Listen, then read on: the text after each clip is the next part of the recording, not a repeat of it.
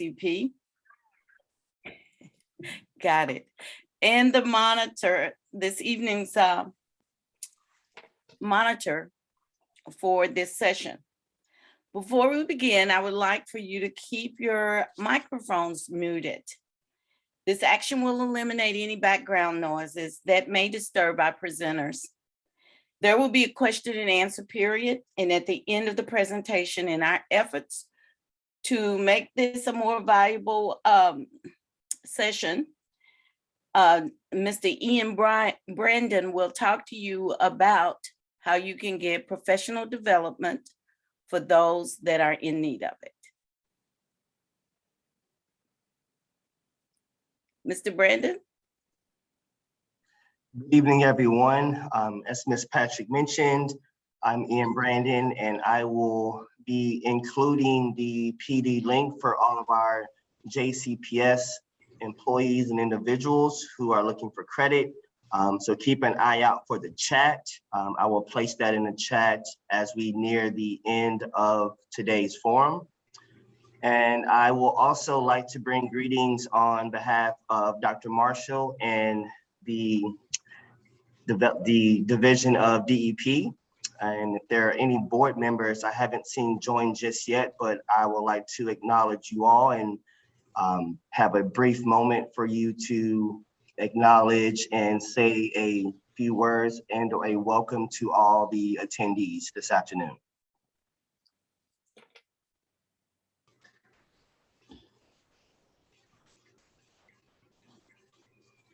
Ms. Patrick, I will turn it back over to you. Thank you. Thank you. Tonight, the forum focus will be on how counselors support academic outcomes and the effectiveness of mental health counselors in the schools. Before we begin, I would like to give you all information about our panelists. Our first panelist is Dr. Alicia Everett. Ms. Everett began her service in the public education system in 1996. She's also a proud graduate of JCPS. Dr. Everett has served in various capacities at the school level, which includes as an elementary teacher, an elementary school counselor, a principal intern, and an elementary school principal. She has also served in various capacities at the central office level, which include priority school manager, evaluation and transition coordinator, and currently she serves in the position of an assistant superintendent of academic support programs and special populations. In this role, Dr. Everett supervises the following departments: early childhood, English as a second language, school counseling department, mental health practitioners, family resource youth service centers, health services department, community support services, student learning centers, and the district's crisis team. Our second presenter this evening will be Dr. Michelle Searcy. She has served in the public education for 21 years. Her service includes work as a special education teacher, high school counselor, and currently she serves as the specialist for counseling services within JCPS. She also co-leads the district's crisis team and leads suicide prevention efforts for both students and adults. Dr. Searcy is the past president of the Kentucky Counseling Association, past president for the Jefferson County Counselors Association, and currently serves as the state lead for crisis support for the Kentucky Counseling Association. Her passion resides in improving mental health services, leading school counselors' work in addressing racial equity at the school level and improving suicide prevention efforts for our community. And our final panelist is Mr. Damon Cobble. He is a licensed marriage and family therapist and certified clinical trauma specialist for families. He is the founder and the executive director of the Minority Mental Health Project. specializing in working with high-risk populations, children, adolescents, individuals, couples, marriage, and families. He also works at Jefferson County Public Schools as a mental health practitioner. Mr. Cobble has a Master's of Science in Counseling from Campbellsville University and received his BA in Psychology from Spalding University. Mr. Cobble is also a certified clinical trauma specialist for families from the Arizona Trauma Institute. At this time, we're going to turn it over to our presenters, beginning with Dr. Everett.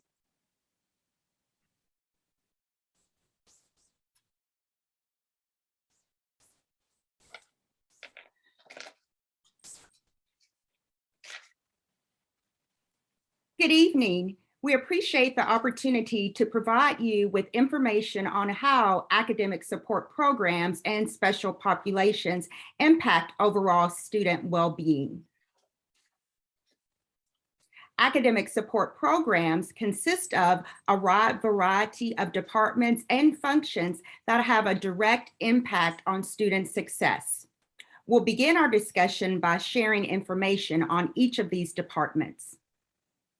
The mission of our early childhood department is to cultivate classrooms of excellence, empower families, prepare our students for kindergarten, and improve our community. We currently have 11 early childhood centers, and we also have classrooms within 26 of our elementary schools.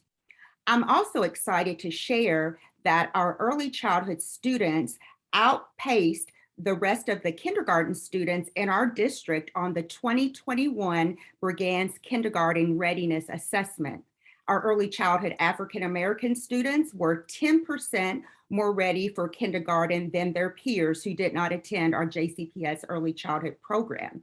And our early childhood Hispanic students were 14% more ready for kindergarten than their peers who did not attend our early childhood program. And additionally, kindergarten students who participated in our early childhood Ready for K camp this past July were 16% more ready for kindergarten than the rest of the district. And additionally, our early childhood program was recently recognized and earned a National City Health Gold Medal for being a high quality preschool program. And this is evidence that early interventions that are effective really raise our student achievement. And so we are definitely proud of all the work that is going into our early childhood program. We are currently still accepting applications for this year, and starting in March 1st, we are accepting applications for next school year, and you can find that information on our website. Our school counselors work with students pre-K through 12th grade on social emotional, academic, and college and career needs. They provide tier supports through a comprehensive school counseling programs, and they are an integral part of our school community. With our English as a second language department, we currently serve over 13,000 English learners, and we have data that shows our population has increased by 48% over the past 5 years. We were at 9,018 students in 2017, 2018, and currently we are at 13,354 students. Our ESL office collaborates with our families from the beginning to ensure they have the support that they need. And they also work with schools to help our schools implement the student program services plan. We also have an amazing language services department, and they provide interpretation and translation services for our district and our schools. And this helps build and continue building positive relationships with our families. And also it ensures that they receive the communication regardless of their language. And our ESL department also works with our community agencies and our partners because we want to ensure that our families have the support that they need even outside of school. We have an amazing group of mental health practitioners, and they work with targeted students on more who need more intensive support. They provide small group and individual counseling, and they also collaborate with other mental health professionals, such as our school counselors. With our community support department, they work with our families and our students to reduce barriers and provide support in the area of basic needs, mental health, and academic needs. We currently have 24 AmeriCorps members who support our students in the area of truancy. We have 13 homeschool coordinators who support our students with ensuring that they graduate on time. And then we also serve as the lead with our neighborhood place partners, and we provide social service support to our Jefferson County families. And another huge program and initiative out of our Community Support Services Department is a program you might have heard about, our Build-A-Bed partnership. And we engage our community volunteers to assist with building beds for our students who are in need. We have approximately 7 Build-A-Bed events throughout the year, and at each event, we build approximately 300 beds. Our Family Youth Services Centers help our families problem solve, and they also assist our students with overcoming barriers to learning within an integrated approach. We have 113 centers that serve 147 schools. And as of December, our Family Resource Youth Service Center coordinators have provided 514,188 interventions. So they have been an integral part of our schools, and especially during the pandemic.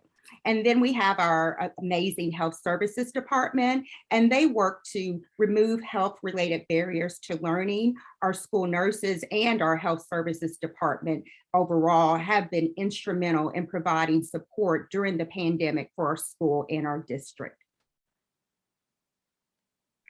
And our department offers numerous supports in the areas of mental health for our students. And so this slide shows you some examples of the different supports that we provide. And you'll see the first link shows you information on our comprehensive mental health programming document. So basically this shows all of our mental health professionals and what their responsibilities are individually, but also their shared responsibilities. And this is a document that we provide to our schools so that when they're doing planning, we can ensure that we're providing a comprehensive support system for our families and for our students. And then our next document that we have developed and provided to our schools is counseling and mental health strategies on a tiered support level. And so we have tier 1, which are strategies that we provide to all of our students. And you can see all of the strategies listed. We definitely are regularly engaged in providing social emotional learning support. You can see whole group counseling.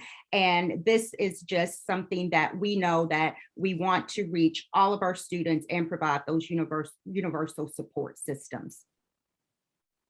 And then the next slide shows strategies for our tier 1 students, strategies to really help with early interventions. And so we definitely want to provide group counseling for students who need more intensive support. And we've also included family outreach because it is critical that we are engaging our families throughout this process. And then our tier 3 supports are strategies for targeted students who need really some intensive support. And you can see we have strategies that focus on trauma, individual counseling for our students. And then we also have ongoing collaboration with our community partners because that is key.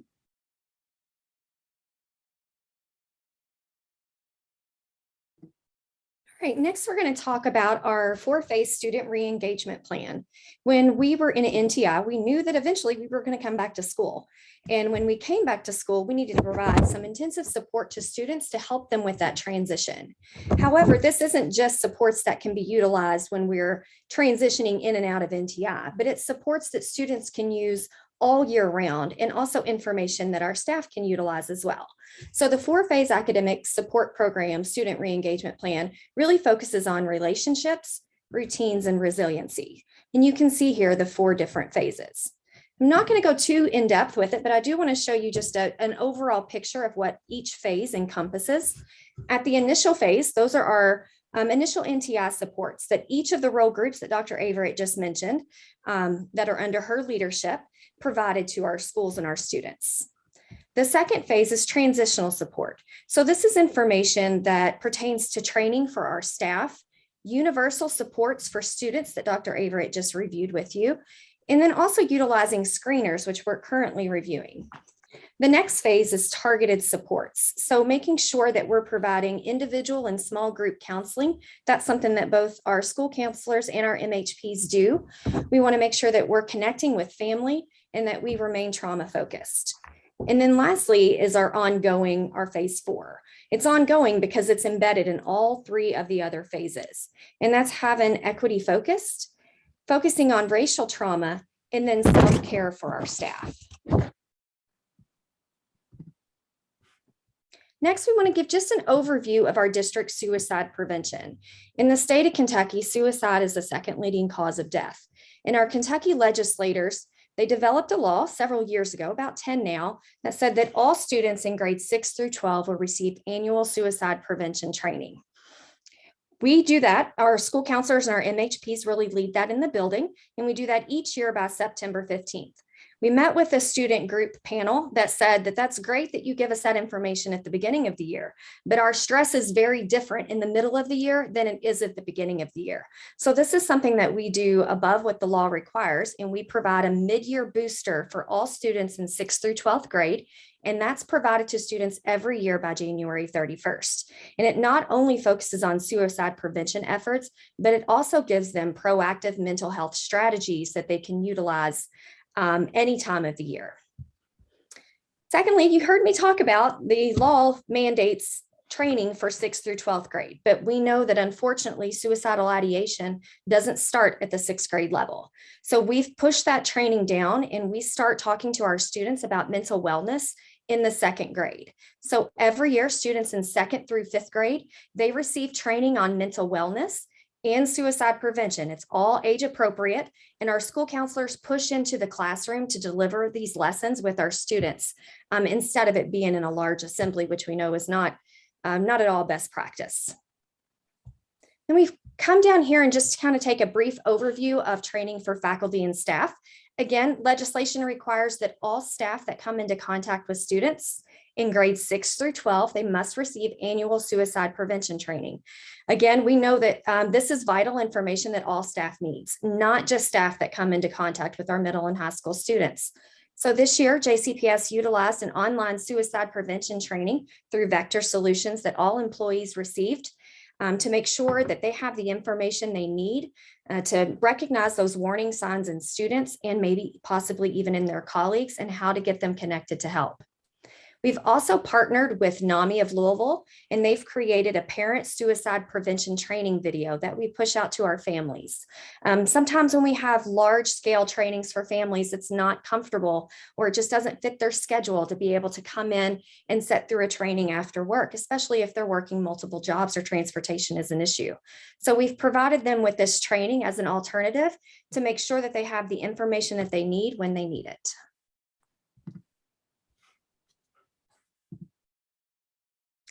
I also want to give an overview of our district crisis support team.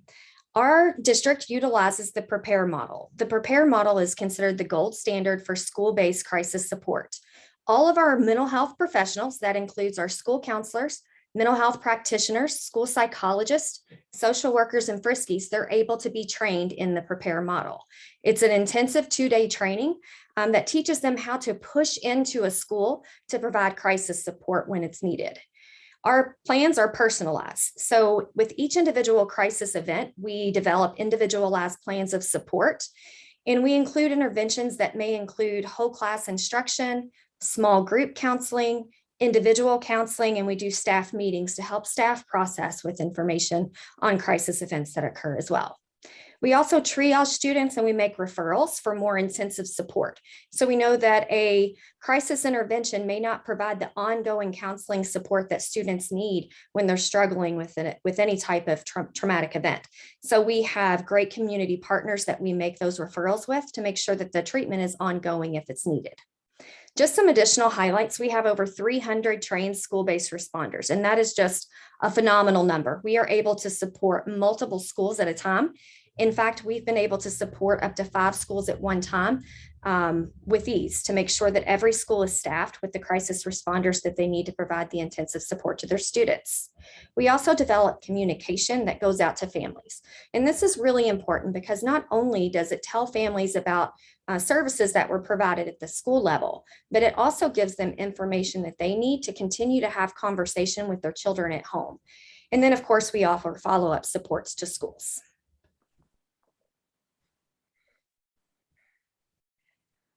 So this slide shows how we as an academic support programs department support racial equity. And during our bi-weekly leadership team meetings, we have a continual and constant focus on racial equity. In the beginning of our focus on this work, which has been many years ago, we talked about how this work starts with us and we have to reflect on our own self and our own biases. And we have constant conversations that are sometimes uncomfortable and difficult, but they are powerful and they are necessary. I communicate with direct reports that this is not a program, that it is not a checklist, and it's not about being performative. We must do the work. We say, does our audio match our video? And we must be authentic with this work. And I also challenge and empower my direct reports to have these conversations with their staff so that we can get information and support to our school personnel, which in turn will help our Black and Brown students succeed. I just want to piggyback off what Dr. Averett has said and just talk a little bit about the racial equity work that we're doing within our departments. So anytime you're working to disrupt racism, you can expect pushback.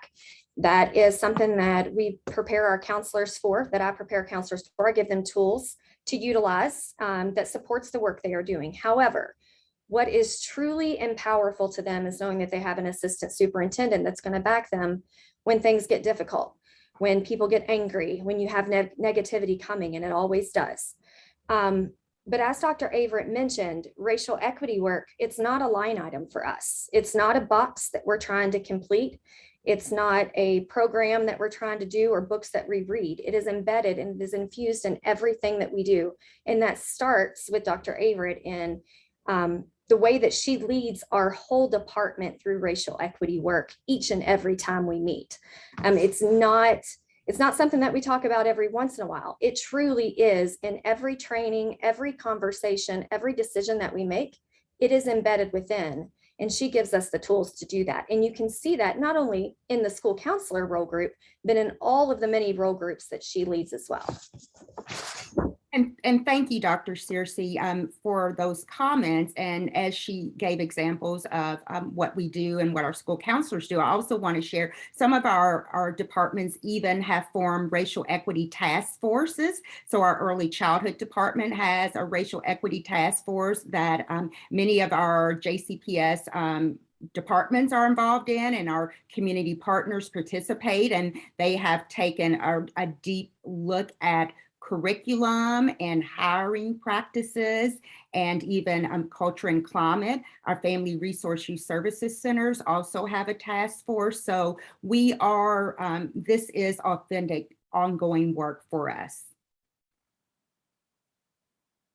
And then you can see that we have some examples of our REAPs, our racial equity analysis protocols that we use for any program, any policy. This is, again, ongoing work within our department. And one example, this is for our ESL, the WIDA standards, and we were looking at providing training to staff. And so you can see that it's completed. This is where we were looking at the overarching purpose was to introduce the standards and have equip our teachers with the foundation and tools and strategies that they need. But we wanted to just show you that this is real work, and this is just a quick snapshot of just a few of the numerous REITs that we do. And it's just, it's a normal practice for us in ASP. Again, we also wanted to give you a sample of some of the racial equity training in PD that has been offered in academic support programs. You can see there's a wide variety that we've listed here. And as Dr. Averitt mentioned, this has been going on for quite some time. We've got 7 or 8 years worth back from when we first got Dr. Averitt in our department as she became our lead of many of the PD sessions that we offer. So this concludes our presentation, and we will now turn it over to Damon Cobble. Thank you. Thank you, Dr. Avery, Dr. Searcy. Let me start out by also thanking Ms. Patrick. I appreciate your services, and also Ion for his work as well. Appreciate the introduction, and thanks to JCPS and the NAACP for providing this opportunity and platform for this evening's conversation. I want to thank the Minority Mental Health Project Board of Directors for their continued support and commitment to our objectives. Also, as we begin to commemorate the legacy of Dr. Martin Luther King, I want to acknowledge and express my love and appreciation for former State Representative Darrell Owens, who was a lifelong public servant and advocate for our Commonwealth. Mr. Owens devoted his life to public service and civil rights. My prayers are with his family.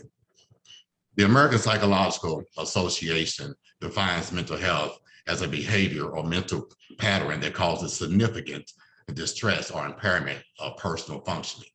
However, for the sake of today's conversation, I feel it's important that we also define Black mental health and speak to the impact of generational trauma, the individual and collective experiences that influence the wellness of a community. We have the historic trauma of slavery. You have Jim Crow. You have the civil rights movement, compounded with the present day trauma experiences. This country struggling with systemic racism, protests against police brutality, and the COVID pandemic. All have exposed a spotlight on inequality. And these types of trauma is often correlated with racial and ethnic groups, and it is the unfortunate legacies from these experiences that have been transferred to current descendants. So the notion that something experienced centuries ago could impact habits, behaviors, learning ability, practices, and fears beyond a person's lived experience is very relevant, and very relevant in a conversation that cannot be dismissed. There are epigenetic studies that found that trauma experienced by parents can impact the DNA and behavior of offspring for generations. And the result of these events is traumatic stress experienced across generations. And the impact is not about what has happened in the past, but also what is still happening today. And in order to better understand the implications of these traumatic experiences and generational trauma, we must delve into the intersections of our history and historical trauma and how they are impacting our community responses and also our children's educational journey. Each year, students come into our school system, more students come into our system having experienced different forms of trauma. And the research proves that children who are exposed to trauma run the risk of facing negative long-term effects. So exposure to trauma not only affects a child's mental health, but it also affects their learning ability and behavior, school attendance, and overall intelligence. and reflecting on the value and the rich diversity of Black students, Black educators, Black support staff, Black communities is invaluable and contributes to the overall well-being of our students. Representation matters.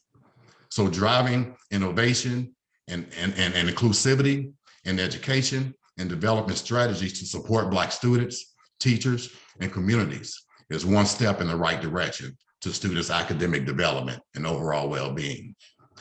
Academic support programs, even the ones that JCPS develop and implement, all school systems offer, should be intentional with catering to the needs of students of color with a common approach for measuring effectiveness.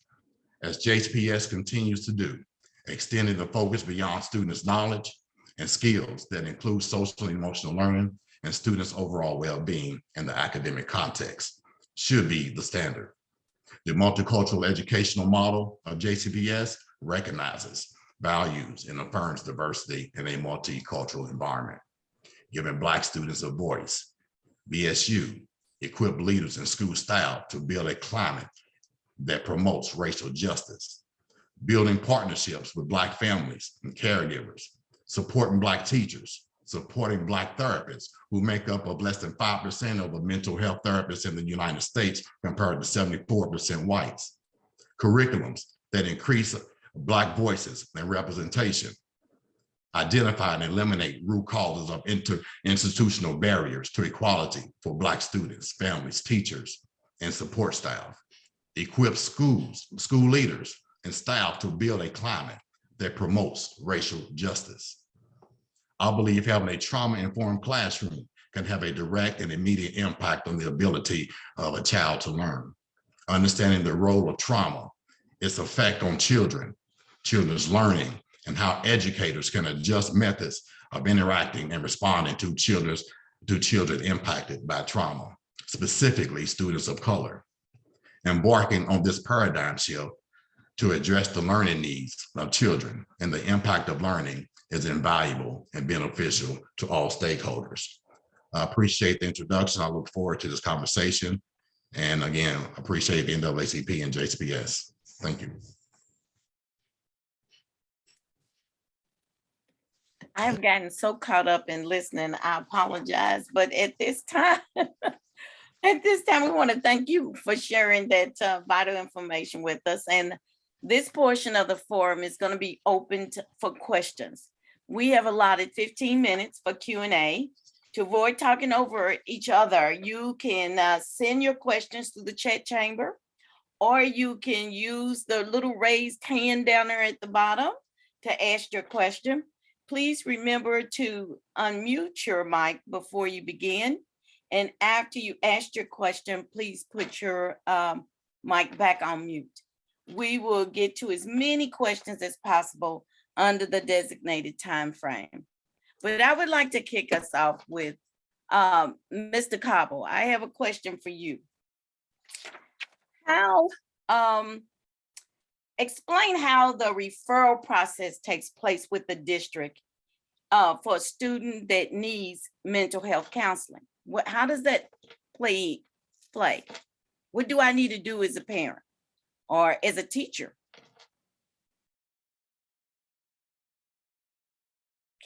Can't hear you. We can't hear you. I apologize. Can you hear me? Yes. Okay. Sometimes parents and students make their own referral. They come into, as I alluded to earlier in my statement, students come to school with trauma already been impacted by trauma. So they self-report, they self-identify, and they seek those services out themselves. But mostly, I work with the counselors. We have what we call a student support team. I work with the counselors, the pre-screen coordinator, work also with the ECE coordinator, and we process students, the referrals from the parents in terms of to identify what level of care that the students need.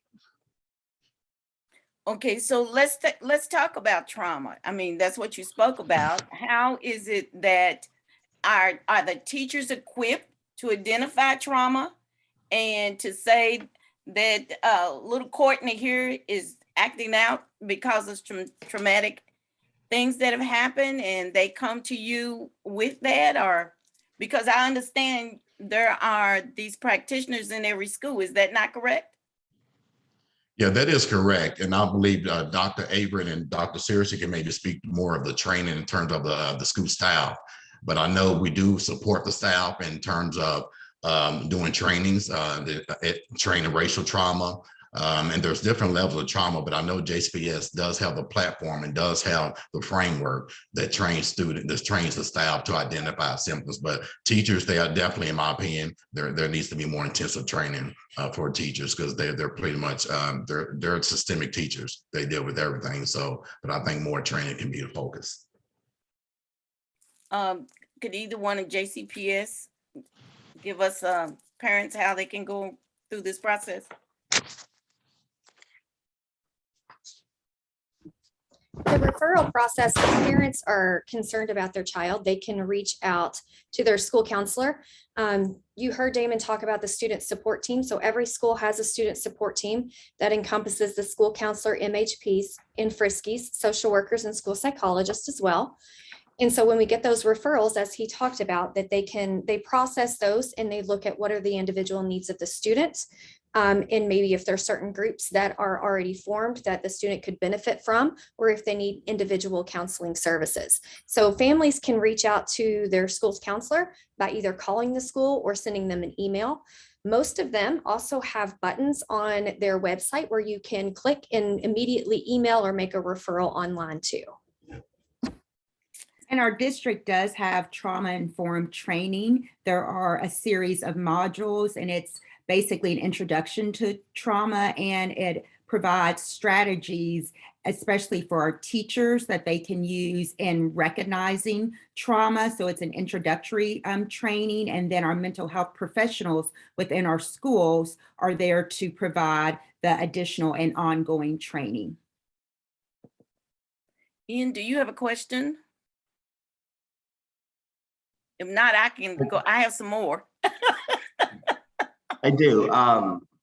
Looking through the academic support and programming lens, what role does that division play in ensuring racial equity is achieved through counseling skills and with students and parents, ultimately to achieve academic success?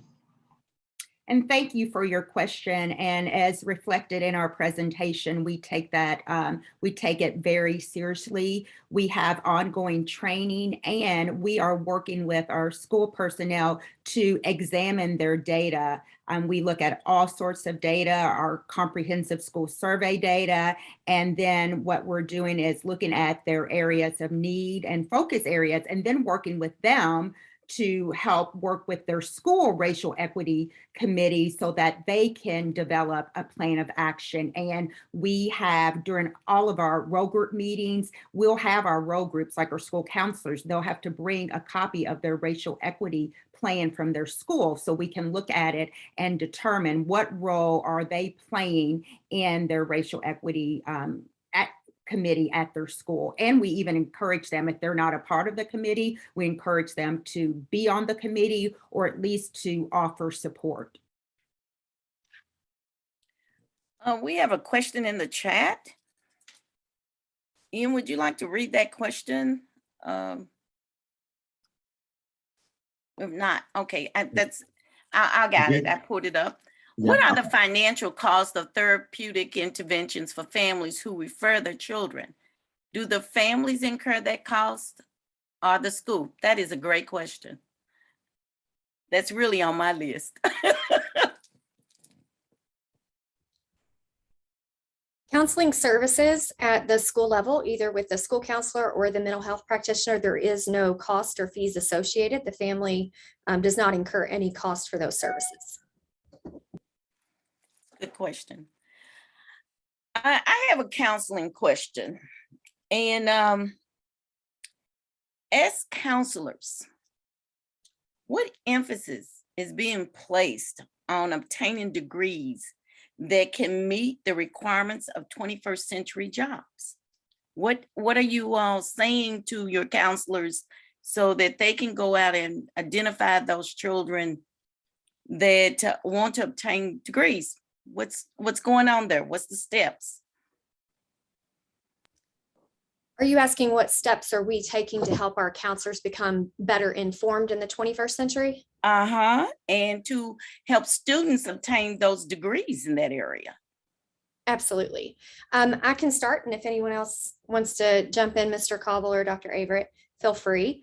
So our national organization has continuing education and specialist degrees that our school counselors can participate in and that we encourage. It allows them to build their resume and build their skill set in a variety of topics. So we do have one on racial equity. There's one on trauma, a bullying prevention specialist. There's just a litany of opportunities for them to continue their growth and development. That is also something that we incorporate into all of our regular district meetings and trainings that we do with them. So those are all, we encompass components of that. And then as far as working with students and making sure that counselors are empowered to work with our students, we have specialty trainings that our counselors go through that give them the tools that they need to do that. So for example, in the fall, we partnered with Kentucky Higher Education Assistance Authority, and we did training with our high school counselors that talked to them about the FAFSA. It talked to them about financial planning, how to help parents understand the sheets that you get from the colleges that explain how much it's going to cost for their child to go to school and how to make plans to be able to meet those needs, how to apply for scholarships and grants money. We also partnered with the NCAA, where we're bringing training into counselors so that they know how to adequately counsel students that are looking at playing collegial sports. So we have ongoing training for counselors that are embedded throughout the school year and during the school day to ensure that they're able to attend. How are counselors meeting the needs to address scholarship attainment? And what is that process? So with the scholarships, school counselors share that with them on their virtual counseling spaces, and they also share that with students via email, Google Classrooms, and they also put it on their school's websites. Now I'm going to be completely transparent. It has been difficult over the last couple of years to get students to apply for scholarships. We identify students, we give them the scholarship information, we try to assist them, but sometimes it is very difficult to get them to apply for scholarships. So that's something that we are continuously trying to improve. Last year, we developed a JCPS college and career YouTube channel where we had sessions to even help students and families learn how to navigate scholarship searches on their own. So we're providing them with scholarships that we have, but we know there are thousands of scholarships that are available to students that can be found on the internet, but we want our families and our students to be safe when searching for those. So we give them the tools that they need so they know how to look for good search engines and they're not selling their information inadvertently to scholarship search engines that are not there for the best interest of our students. So we do take a multifaceted approach to try to get the information to our students. And we also encourage families, like if your child is struggling to find scholarships or they're not bringing that information home, reach out to their school counselor. They're going to have that information that they've given to students that they can also make sure that the parents are getting. They do push that information out through Infinite Campus Messenger, but if we don't have families' correct email addresses, it's hard to get that information to them. Yeah, because the follow-up to that is, I was going to say that let's say that I'm an average student. I don't create any problems in the classroom. And I come from a family with a modest income. How would I know? And you just said that they're on internet and the internet campus and all that. Well, what if we don't have access to that? Great What question. other ways can you or your school counselors in the building get in touch with a student like me that would like to go to college? Question. And we want to get in touch with all of our kids. And so what we're doing, you heard Dr. Averett talk about our tier 1 counseling supports, and we're pushing into classrooms. So school counselors go into the classrooms and they deliver classroom lessons on scholarships as well. They also have meetings at the school level Those aren't happening quite as often with whole grade groups. So pre-COVID, they would bring seniors in and they would give them a whole bunch of information from different focus areas on what they needed as a senior student, how to order their cap and gown, how to order transcripts, how to apply to college, and they give that to them in chunks. Now that COVID is here, unfortunately, we see a lot more counselors pushing into classrooms to deliver those messages and even making recordings. So if a student is absent that day, they can still have access to the information that was given to their class when they weren't there. So there is some face-to-face contact. It's not all internet. Yes, ma'am. Okay. Yes, ma'am. Okay. I went on the National Clearinghouse and looked at the 2-year, 3-year college attainment, and I looked at that, but there was no breakdown of African-American students or children of color on that. And a question I have for you is who, and this is still about scholarships. Do you happen to know the number of scholarships African-American children receive during a school year? And is that number satisfied?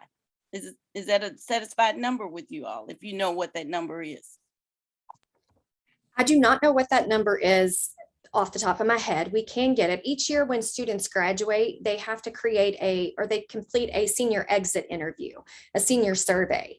And in there, we ask them to report to us how many scholarships they have received. They may receive scholarships that was not funneled through the school. Maybe mom or dad has a scholarship that's offered through their work, never passed through the school system. And so we're asking them to report any scholarship information or any scholarship award money that they have received. I don't think I'm ever going to be satisfied with the amount of scholarship that our students get, because we can always do more. We want our students to be able to go to college and come out with as little debt to no debt as possible. So to answer your question, we can get that information. It's based upon student reporting, so we got to keep that in mind. And then also no, we always want to see our students obtain more scholarship dollars. I have a mental health counseling question here. How does the Mental Health Project engage in policy and advocacy? Mr. Caldwell. Thank you yes, ma'am. Thank you for that question. The Minority Mental Health Project, we're in our infancy stage, and let me just give you some data just before I give you another response. One in 4 people with a serious mental illness has been arrested by the police at some point in their lifetime, leading to over 2 million jail bookings of people with serious mental illness each year. High school students with depression are 2 times more, or more than 2 times more likely to drop out than their peers. 35% of Kentuckians ages 12 to 17 who have depression did not even receive care last year in 2020. And 7 out of 10 youth in the juvenile justice system have mental health conditions. One of the, we are as an organization, as I stated, in our infancy stage, and we comprise of racially minoritized people who have historically been excluded from policy and politics. This is a barrier that we would define as we work to increase our policy acumen. An inadequate mental health system affects everyone, as you all will agree, specifically people in communities of color. And it is more important than ever that we as an organization, the Minority Mental Health Project, advocate to build a stronger mental health system, both locally and state level. And we must also fight for representation in the research and board positions, academic institutions, and also curriculum representation. And advocating for local minority mental health providers and organizations who are in the trenches doing this important work, sustaining, and which is what it takes to sustain this work. So with us being a new organization, as we continue to build our infrastructure and our coalition, we have board members who are already embedded in policy and grassroots work on the state and local levels. So, but we have to realize as a community that we have the power to change how decision makers support people with mental health conditions.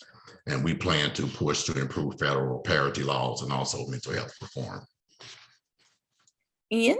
Rick. Thank you. Yes, sir. Thank you. How does this department address the trauma that students of color experience, not outside of school, but in school?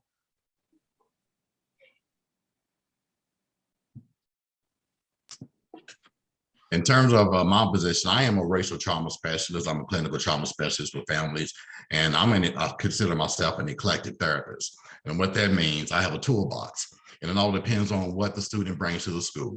And it depends on the type of trauma, the type of family support they need, if they need advocacy, if they need direct support, if they need family support outside the school buildings. I reach into my tool bag and I read, and depending on, it could be CBT, it can be expressive therapy. It all depends on what the need of that individual and that family. And that's how I determine, treating that individual with trauma. But I also don't believe we can open up Pandora's box in the school system. So my objective is just to do what I can do to keep that student regulated, to get through the school day, to help them along their educational journey. But I also will connect the family with resources outside the school building to address those deep-rooted issues. And we also have our district crisis support team that is within academic support programs. And so we provide support to our students with whether there is a situation that has occurred at the school or even a situation that has occurred within their neighborhoods. We have crisis responders who are trained. They go through hours of training, and our responders consist of our counselors, mental health practitioners. We have Friskies on the team, psychologists, and they go in and provide support to our students and also to staff as well, if that's needed. I see a question in the chat says from Ms. Baines. As we all are aware that the pandemic distress has impacted our students and parents to revamp and reorganize as they adjust to the new norms. Are there any support, mental health programs for students who are offenders, or ex-offender parents to assist with the pandemic's new norm?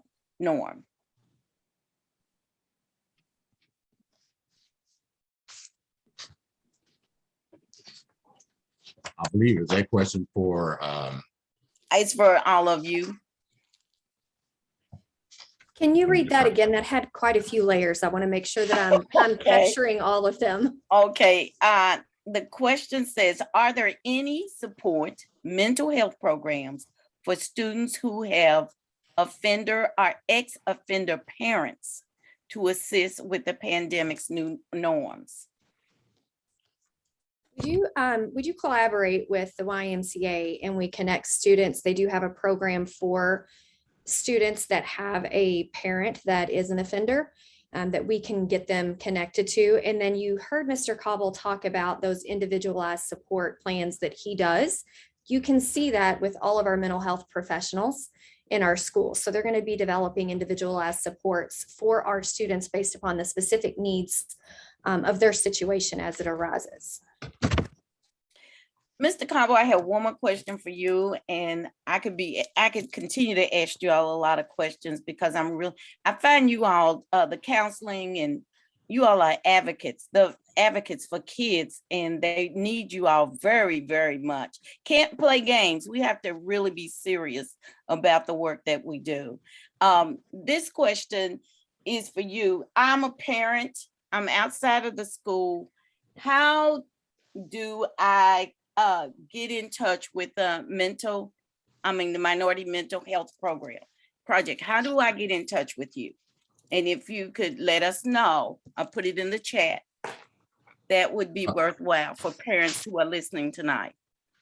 Yeah, definitely. And just kind of give them some context on what our aims are. I think this is very important to lay this foundation.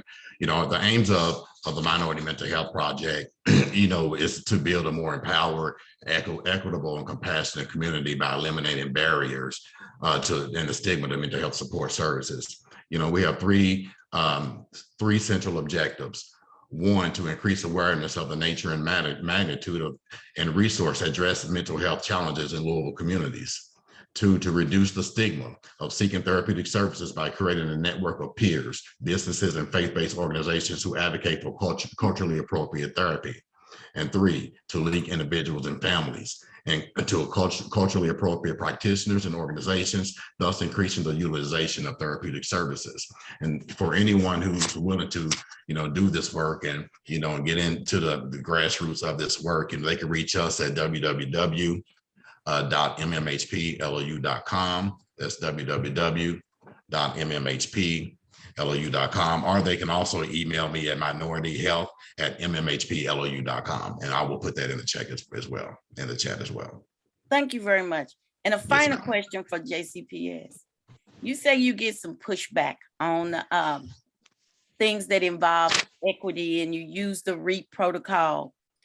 When the district doesn't need a lot of dead weight, So how do you address those people or encourage those people to find another place to work if they're not willing? And I'm just going to put it out there, okay? If they're not willing to do the work that is required for us to have healthy, intellectual citizens, how do y'all help them out?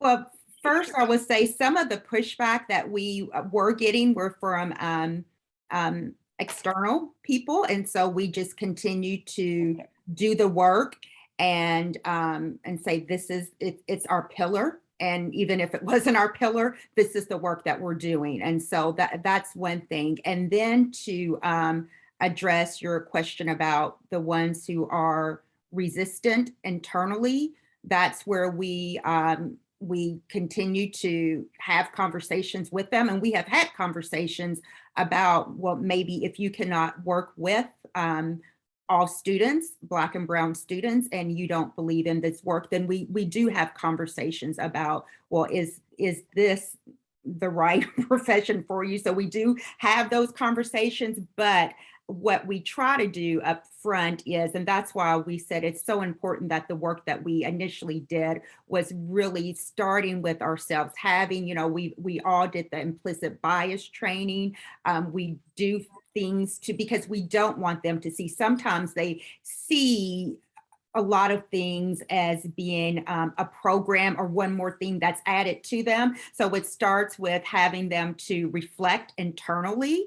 And we even look at it, well, if all of your students are not succeeding, then you're not doing your job. I mean, and that's kind of, we're not where we need to be. So it's about if we have gaps and we have our Black students who are not performing where they need to be, then that's a reflection on all of us. And we need to take a deep look at and get down to the root cause of it. And so it just starts with us with really doing reflection and helping to coach them. And then after, coaching and training and mentoring, if that we feel that maybe that's not working, then we do might have some hard conversations with them, but we try to give them the support that's needed and the training that's needed.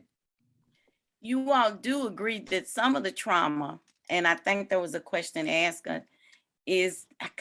sometimes comes from a place where the children are assigned to learn.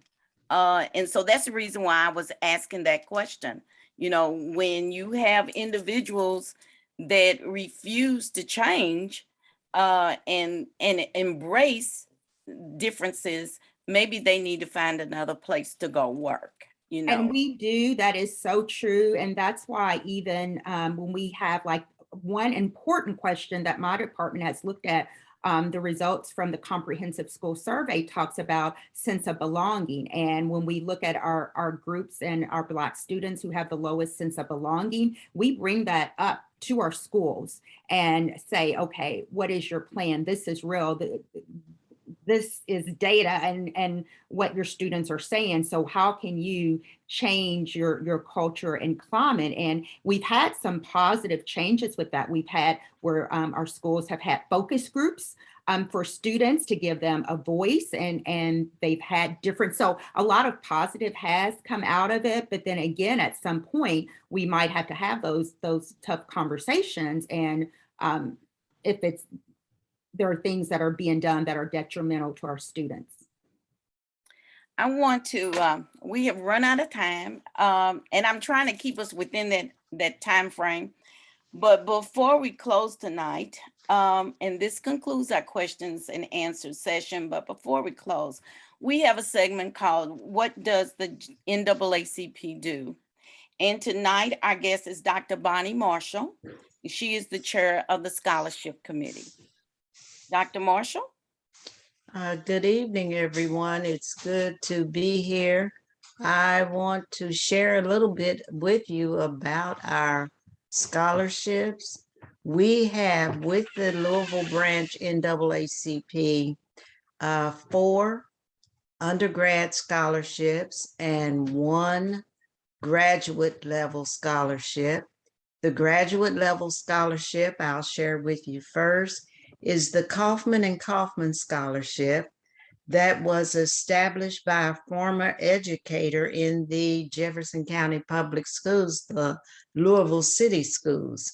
That scholarship is for people who are earning their degrees in law, medicine, and religion. All of our scholarships are on the applications for the scholarships are online. You go to the www.NAACP.org and the applications are online. We accept applications online because we don't want to deal with a lot of paperwork with this COVID going on. So all students apply online and all of the information is on the website. This past year, we were able to distribute over $74,000 in scholarships. We were very proud of that. This coming year, we will kick off our campaign by late January, and we're hoping to be able to give at least 80, hopefully $100,000 in scholarships. So we're very pleased with what the NAACP does to help our students in the community. We're looking at their academics, we're looking at their community involvement, and we're looking at the possibility that of what they will do when they come back to the community and contribute to the community. So hopefully our campaign will kick off late January. We have scholarships available, and there is one scholarship that we're asking for donations to help our students. We always work very, very well with the counselors in JCPS. Dr. Everett has always supported our efforts and get the information out to the counselors. The counselors then share the information with the students, and we work collaboratively to get this done. Over the years, and I've known Alicia since she was in high school at, I believe you were at Manual High School, then U of L, and then went into teacher education, counseling, and now look at where she is. And that's what we want all of our students to do, to move up the line, to come back and support the community. And if you look at where Dr. Everett is, it's because she started out in the school system, working with programs that pushed students into education. So that's what we want to do, have these scholarships available for people to come back and work in the community. We have a great partnership. We're proud of it. We have great scholarships, and we want to continue with that. So that's what we're doing with the NAACP Scholarship Committee. Going online to NAACP.org or working with the counselors in the school who have the information about our scholarships is what we want to encourage. So, Ms. Patrick, that's who we are, that's what we do. And we want to continue with working with JCPS and, working through the NAACP to provide scholarships. Can I also add that if anyone would like to donate to our scholarship fund, you can go right on that website and submit your donation to us. We appreciate that. Thank you, Dr. Marshall. You're welcome. Ian, would you be kind enough to talk about February's forum? Yes, before I do that, I would like to again thank Dr. Averett, Dr. Searcy of Academic Support Programs, and Mr. Cobble of the Minority Mental Health Project. And before we close today, I will be putting in the PD credit, so be watching out for the link. Just a moment here.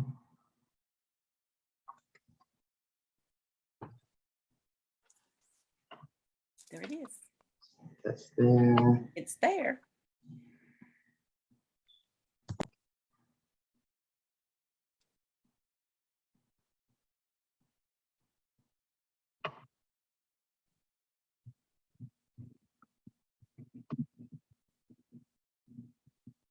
I see it at the chat, in the chat right now, the PD credit. It's there.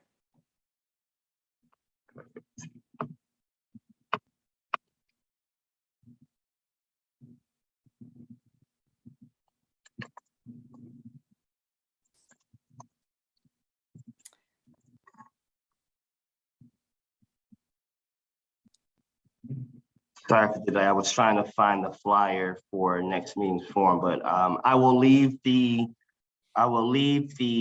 Zoom meeting up and the chat open, and I will include the information for next month's forum in the chat as well. You will focus on with different organizations from JCPS, I believe. And I think it's the Black Student Council going to be on in various organizations. It Right, will great. highlight the students, I believe. Yes, ma'am. We are, we're celebrating our students. So we are highlighting like the Girls on the Rise program, the BSU, Justice Now. So just highlighting a lot of our student-led, student-run organizations. Okay, thank you.